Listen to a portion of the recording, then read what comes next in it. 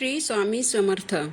तुम्हा सर्वांचं श्री स्वामी समर्थ कृपा या चॅनलवर मनापासून खूप खूप स्वागत.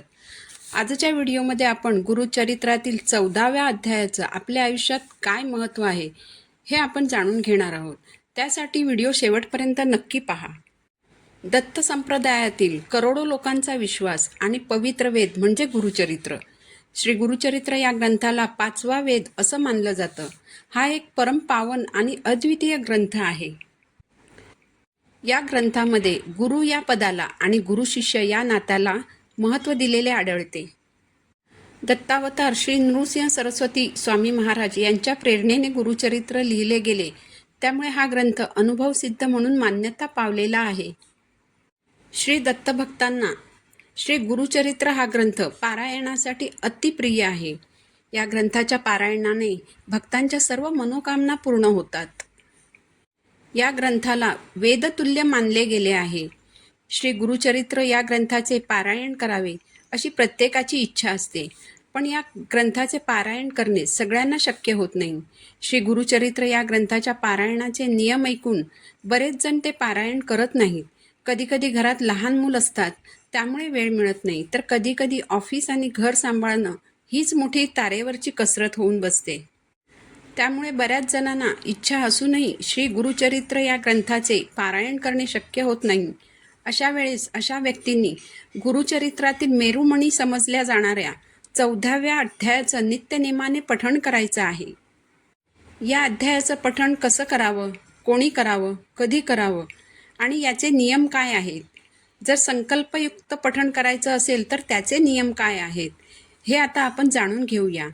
त्यापूर्वी तुम्ही जर अजूनही माझ्या चॅनलला सबस्क्राईब केलं नसेल तर चॅनलला सबस्क्राईब जरूर करा. श्री गुरुचरित्र या ग्रंथामध्ये एकूण 53 अध्याय आहेत. तरीही या सर्व अध्यायांपैकी 14व्या अध्यायालाच मेरुमणी असं का म्हटलं जातं? करा यवनाचं शासन या नावाने हा अध्याय का ओळखला जातो? याच अध्यायाला एवढं महत्त्व का आहे? तर या अध्यायामध्ये श्री नृसिंह सरस्वती स्वामी महाराज यांनी त्यांचे शिष्य सायनदेव यांना भयानक संकटातून कसे मुक्त केले याचे वर्णन आहे. यामुळेच कोणत्याही मोठ्या अडचणीतून संकटातून सुटण्यासाठी भक्तगण 14व्या अध्यायाचं पठण करून श्री गुरूंची कृपा प्राप्त करून घेतात. श्री गुरूंच्या कृपेने कित्येकांचे आजार बरे झाले. श्री गुरूंनी अनेक जणांना सन्मार्गाला लावले, पण श्री गुरूंनी सायनदेव यांच्या प्राणांचे रक्षण केले. त्यांना मृत्यूच्या कराल दाढेतून बाहेर काढले. जन्ममरणाचा फेरा चुकवणं हे फक्त श्री गुरूंच्या हातात आहे, हे या अध्यायातून सिद्ध होतं. त्यामुळे प्राणघातक संकटांपासून वाचण्यासाठी किंवा कोणत्याही सुटत नसलेल्या अडचणीपासून मुक्त होण्यासाठी भक्तांद्वारे 14व्या अध्यायाचं पठण केलं जातं. 14व्या अध्यायाच्या पठणाने आपल्याला काय फायदे होतात? श्री गुरुचरित्र या ग्रंथातील 14वा अध्याय नित्य पठण केल्याने शत्रुभय उरत नाही. तसेच या अध्यायाच्या पठणाने नकारात्मक विचारांपासून मुक्तता होते. आपल्या नकारात्मक विचारांमुळेच आपल्या जीवनात सर्वात जास्त अडथळे निर्माण होतात. जर तुमच्या नातेसंबंधात कटुता आलेली असेल तर या अध्यायाच्या पठणाने कटुता संपुष्टात येईल आणि नातेसंबंधात मधुरता येईल. ज्यांना नोकरी मिळत नसेल त्यांनी नोकरी मिळण्यासाठी या अध्यायाचं नित्य पठण करावं. ज्यांना नोकरी किंवा व्यवसायात अडचणी येत असतील तर त्यांनी देखील गुरुचरित्राच्या 14व्या अध्यायाचं नित्य पठण अवश्य करावं. ज्यांना संतती नाही, संततीविषयक अडचणी आहेत, ज्यांना शिक्षणामध्ये अडचणी आहेत, आरोग्यविषयक तक्रारी आहेत, अशा सर्वांनी या अध्यायाचं पठण केल्यास श्री गुरूंच्या कृपेने त्यांच्या समस्या सुटतात.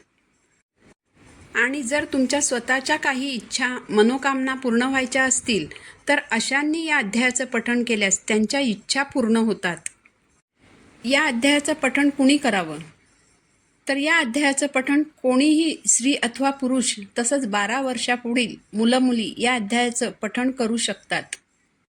या अध्यायाचं पठण कसं करावं? तुम्ही नित्यनेमाने या अध्यायाचं पठण करू शकता.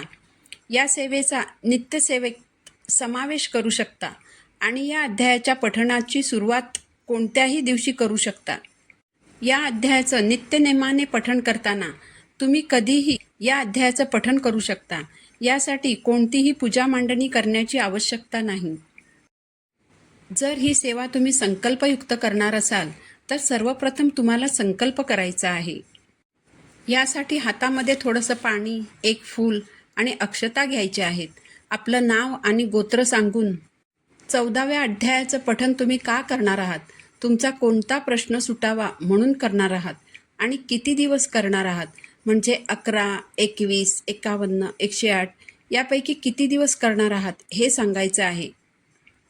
तसंच माझी सेवा पार पाडून घ्या आणि या संकटातून बाहेर पडण्यासाठी मला मदत करा अशी श्री दत्तगुरूंना प्रार्थना करायची आहे. त्यानंतर हातातील पाणी ताम्हणामध्ये सोडून द्यायचं. हे पाणी नंतर तुम्ही तुळस सोडून इतर कोणत्याही झाडांमध्ये घालायचं आहे. संकल्पयुक्त सेवा करताना ती शक्यतो गुरुवारी सुरू करावी किंवा एखाद्या शुभदिनी सुरू करावी. संकल्पयुक्त सेवा करताना सेवेची एक वेळ ठरवून घ्यावी. बसायला आसन घ्यायचं आहे. ही सेवा तुम्हाला देवघरासमोर श्री दत्तगुरू किंवा स्वामी महाराजांसमोर बसून करायची आहे. यासाठी तुमच्या घरात श्री दत्तगुरू अथवा श्री स्वामी समर्थ महाराज यांची मूर्ती अथवा फोटो असणं आवश्यक आहे. संकल्पयुक्त सेवा करताना सकाळी लवकर उठून नित्यकर्म आटोपून देवपूजा करून तुम्ही याचं वाचन करू शकता. परंतु याचं वाचन करण्यासाठी तुम्ही मोठा गुरुचरित्र ग्रंथ उघडायचा नाही. कारण श्री गुरुचरित्र हा एक पावन ग्रंथ आहे. हा ग्रंथ येता जाता हाताळायचा नसतो. त्यामुळे तुम्ही 14व्या अध्यायाची छोटी पोथी विकत घ्यायची आहे आणि त्या पोथीमधून हा अध्याय वाचायचा आहे. वाचन झाल्यावर आरती करायची आणि नैवेद्य म्हणून दूध साखर, खडीसाखर किंवा कोणताही गोड पदार्थ श्री दत्तगुरू किंवा महाराजांना अर्पण करायचा. अध्यायाचे पठण करत असताना स्वतःला ऐकू येईल एवढ्या मोठ्या आवाजात पठण करावे. यामुळे घरातील वास्तुदोष जाऊन घरात सकारात्मक ऊर्जा वाढते. आता ही सेवा करताना नियम कोणते पाळायचे हे जाणून घेऊया. श्री गुरुचरित्राचे पारायण करताना आपण जे नियम पाळतो, म्हणजे कांदा लसूण खाऊ नये किंवा जमिनीवर झोपावे, ते नियम हा अध्याय वाचताना पाळायची गरज नाही. मासिक धर्म असेल तर महिलांनी 5-6 दिवस ही सेवा करायची नाही. 5-6 दिवसानंतर पुन्हा सेवा सुरू करावी. सूतक आलं तर सेवा करू नये. या सेवेचा सर्वात महत्त्वाचा नियम म्हणजे संकल्पयुक्त सेवा करणार असाल तर तेवढे दिवस मांसाहार कडकडीत बंद ठेवायचा आहे. म्हणजे जर तुम्ही 108 दिवसांचा संकल्प केला असेल तर तेवढे दिवस म्हणजे 108 दिवस मांसाहार बंदच ठेवायचा. संकल्पयुक्त सेवा करताना परान्न घेऊ नये आणि ब्रह्मचर्याचे पालन अवश्य करावे. नित्यसेवेमध्ये जर तुम्ही या अध्यायाचं पठण करणार असाल तर परान्न आणि ब्रह्मचर्याचे नियम लागू होत नाहीत. नित्यसेवेमध्ये या अध्यायाचं पठण करताना मांसाहार करून अध्यायाचं पठण करू नये आणि ज्या दिवशी मांसाहार करणार असाल तेव्हाही अध्यायाचं पठण करू नये. श्रद्धा भक्तियुक्त अंतःकरणाने प्रेमपूर्वक एकाग्र चित्ताने श्री गुरुचरित्र या ग्रंथातील 14व्या अध्यायाचे आपण 6 महिने नित्यनेमाने पठण केलं तर अचानक उद्भवलेली संकटे, प्रापंचिक अडचणी, नातेसंबंधातील कटुता, हितशत्रूंचा त्रास, प्रदीर्घ आजार यांचे निवारण होईल. तसेच मोठमोठ्या अडचणींमधून, आकस्मिक संकटांमधून, प्राणघातक संकटांमधून आपले रक्षण होईल आणि आपल्याला शांती, सुख, समृद्धी, समाधान आणि आरोग्याची प्राप्ती होईल. गुरुची सेवा केल्याने आपले गुरुबळ वाढते. सर्व प्रकारचे ग्रहदोष दूर होतात. त्यामुळे श्री दत्तगुरूंची सेवा नित्यनेमाने करा आणि त्यांचा आशीर्वाद प्राप्त करून घ्या. हा एपिसोड तुम्हाला आवडला असेल तर चॅनलला सबस्क्राईब जरूर करा. पुन्हा भेटू नवीन व्हिडिओसोबत. श्री स्वामी समर्थ.